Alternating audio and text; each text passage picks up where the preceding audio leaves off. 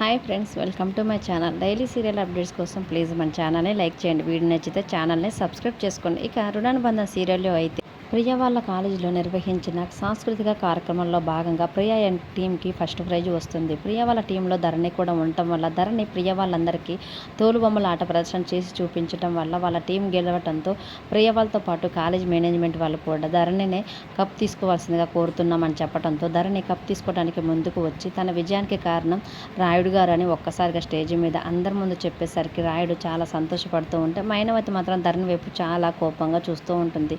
First prize రావడంతో ప్రియ వాళ్ళందరూ కూడా చాలా సంతోషంగా క్లాప్స్ కొడుతూ ఉంటే అప్పుడే కాలేజ్ వాళ్ళు మాత్రం మన కాలేజ్కి గెస్ట్గా వచ్చిన మైనవతి గారు గెలిచిన వాళ్ళకి కప్ ప్రజెంట్ చేయవలసిందిగా కోరుతున్నామనడంతో మైనవతి వచ్చి ఆ కప్ ఎదురుగా ఉన్న ధరణికి ప్రజెంట్ చేస్తూ ఉంటుంది. అప్పుడే మైనావతి ధరణికి కప్ ఇస్తూ ఉంటే మైనావతి కోపం లేకుండా తనకి కప్ ప్రజెంట్ చేస్తున్న విధానం చూసి ధరణి అమ్మగారికి నా మీద కోపం పోయిందనుకుంటా, అందుకే సంతోషంగానే నాకు కప్ ఇస్తుంది, వెంటనే అమ్మగారు ఆశీస్సులు తీసుకోవాలని తన కాళ్ళపై పడుతూ ఉండగా మైనావతి మాత్రం చాలా కోపంగా వెనక్కి జరిగేసరికి అలా వెనక్కి జరిగిన మైనావతి వైపు ధరణి చాలా బాధగా చూస్తూ ఉంటుంది. మరి మైనావతి ధరణిల మధ్య గొడవలు తగ్గిపోయి ఎప్పుడు ధరణిని అర్థం చేసుకుంటుందనేది అప్కమింగ్ ప్రోమోలో చూద్దాం. Thank you for watching.